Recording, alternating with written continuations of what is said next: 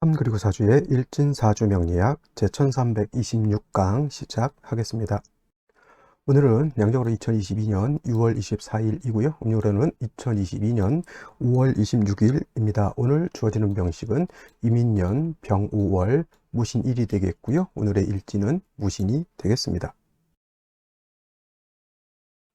자, 오늘 살펴볼 사주 명식은 일간은 무토일간이 되겠고, 무토일간이 태어난 월령 5월의 무토가 되겠습니다. 5월의 무토가 태어나게 되면 어떻게 사주를 배합하는 것인지 알아보도록 하는데, 제일 먼저 무라고 하는 천간 일간이 되겠습니다. 무라고 하는 천간 10개의 천간 중에서 5번째 천간이 되고요. 그 다음에 목화토금수라고 하는 오행으로 구분했을 때 무라고 하는 것은 흙의 기운을 가지고 있다. 즉 토가 되죠. 무토가 됩니다. 그래서 흙의 기운을 가지고 있는 것이고, 이 흙이라고 하는 것, 만물이 자생할 수 있는 삶의 터전과 같은 것이죠. 사람도 이 토, 땅을 딛고 살아가게 되고요.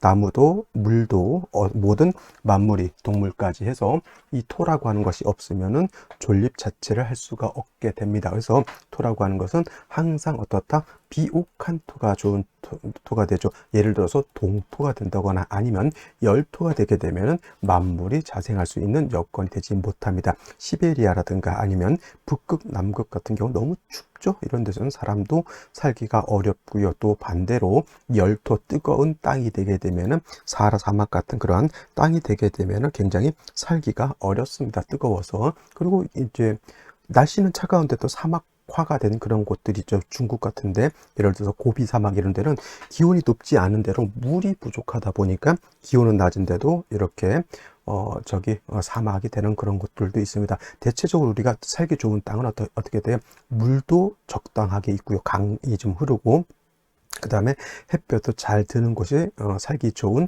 그러한 환경이 됩니다. 우리 4대 문명이죠. 4대 문명, 뭐 메소포타미아 문명, 그다음 뭐 이집트 문명, 뭐 나일강 뭐 이런 유역에서 4대 문명이 발생했는데 다 뭘 끼고 있다? 물을 끼고 있다. 즉 강을 끼고 있는 그런 상태에서 강이 있는 그런 토지는 땅이 비옥하기 때문에 사람이라든가 동물들이 잘 살 수 있는 그러한 환경이 된다라고 보는 겁니다. 그런 곳에 물만 있느냐? 아니죠.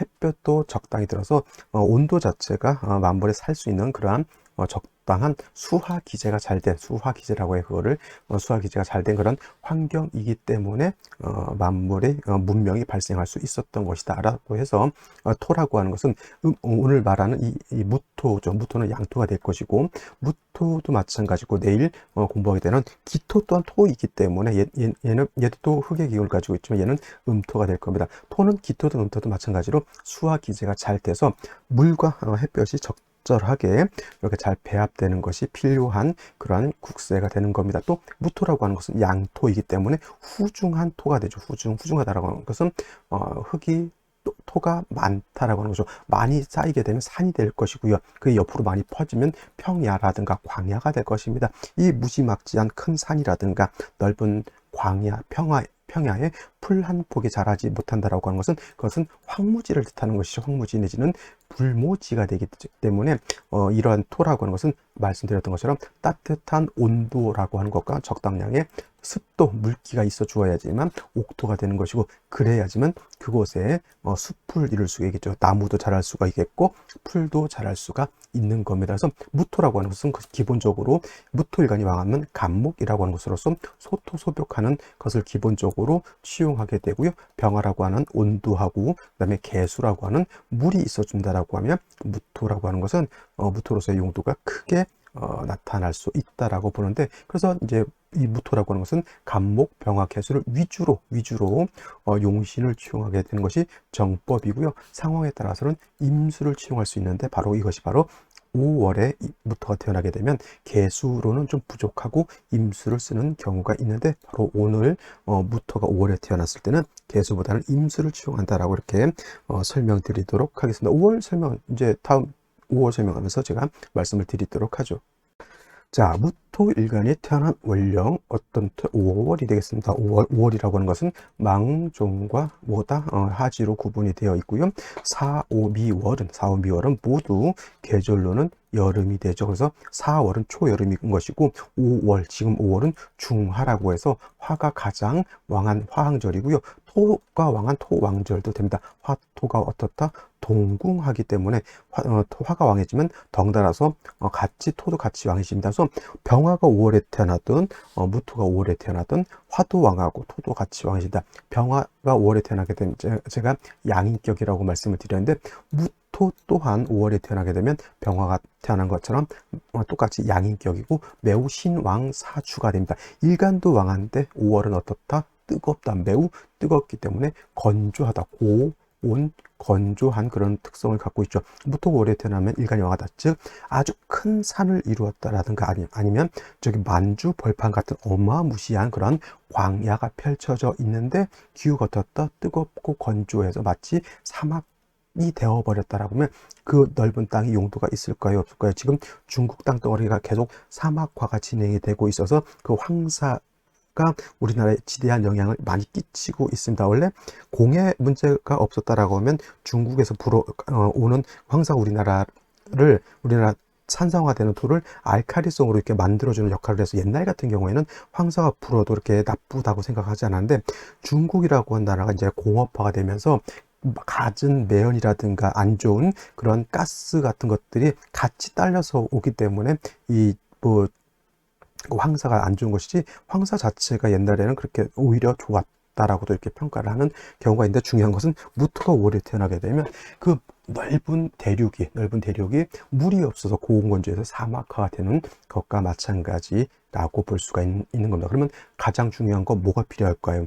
사막화를 막으려면 뭐가 없어서 그런 거죠? 물이 없어서 사막화가 되는 것이죠. 그래서 무토가 5월에 태어나게 되면 반드시 수가 있어줘야 되는데, 4월 같은 경우, 무토가 4월에 태어났을 때 제 강의를 다시 한번 들어보면은 무토가 4월에 태어났을 때는 개수를 쓴다라고 말씀을 드렸는데, 5월은 개수만 가지고는 크게 용도가 없고 임수가 있어줘야지 5월에 무토가 원활하게 무토로서의 용도를 나타낼 수가 있다. 왜냐하면 너무 뜨겁고 너무 건조해서 사막화가 됐는데 비가 잠깐 오는 것은 크게 도움이 안 된다는 얘기예요. 왜냐하면 땅 자체가 너무 건조해져 있기 때문에 비가 잠깐 오는, 저 비라고 하는 것은 개수를 말하는 것인데, 개수 가지고는 안 되고 아예 그냥 큰 강 하나가 그냥 그 사막화된 것을 횡단 딱 하게 되면은 그 사막의 강 주변으로는 엄청난 그런, 아까 말했던 문명이 발생할 정도의 엄청난 비옥한 토를 얻을 수 있는 겁니다. 그래서 다른 때는 무토 내지는 기토, 간목, 을목이 수를 쓰는 생육의 공으로 써서 수를 쓰던 개수를 쓴다고 했는데, 예외적인 경우가 바로 5월에 무토가 태어나게 되면 개수 가지고는 부족하고 임수라야지만 5월의 무토를 충분하게 윤토할 수 있다. 토를 윤택하게 할 수 있다. 쉽게 말하면 이건 관계수를 만든다 이렇게 생각하시면 돼요. 관계수.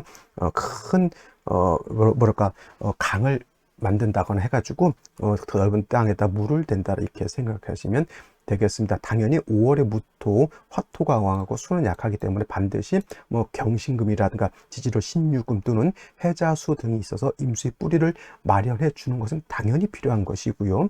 그리고 임수를 얻은 연후에 그 다음엔 간목을 얻어서, 무토가 5월에 태어나게 되면 왕하기 때문에 간목으로서 무토를 갖다가 소토하게 되면 5월에 무토가 물을 끌어당기게 되면 그 넓은 땅에다 뭘 할 수 있다? 살림을 조성할 수 있다. 이렇게 생각하면 크게 어려울 것 없습니다. 그래서 5월의 무토는 임수를 먼저 쓰고 그 다음에 간목을 씁니다.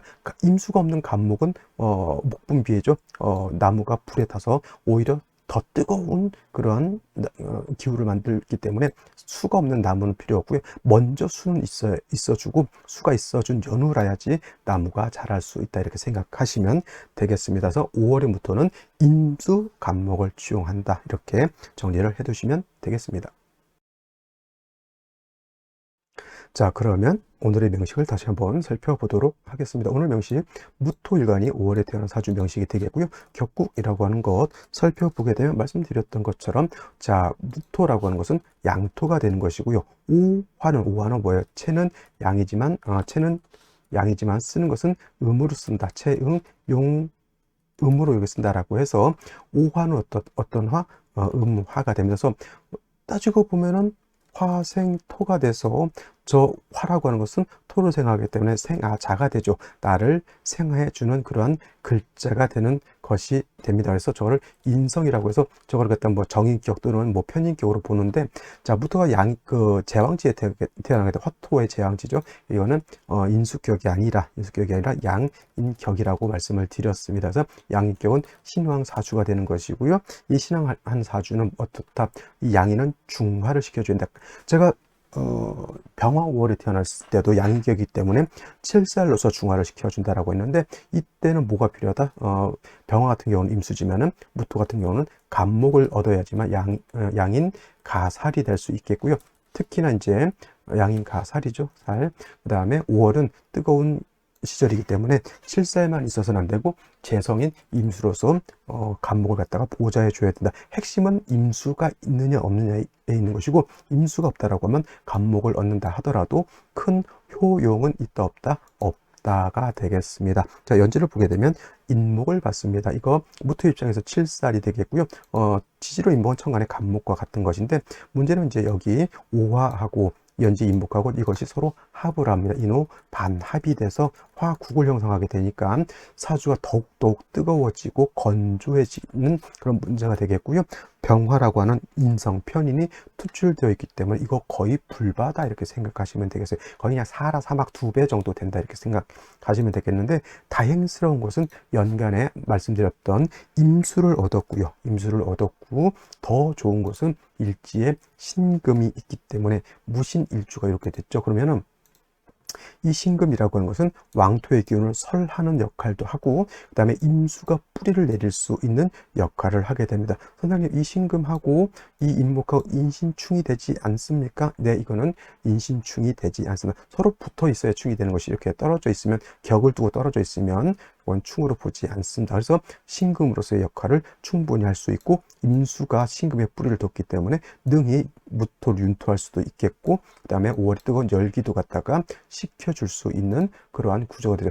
구조 3주까지만 놓고 봤을 때 구조가 나쁘지 않습니다. 괜찮은 구조가 되는데, 자, 그러면 이렇게 생각해 보세요. 이거 화토가 왕한 거예요. 그러니까 크게 봐서 화가 왕합니까? 수가 왕합니까?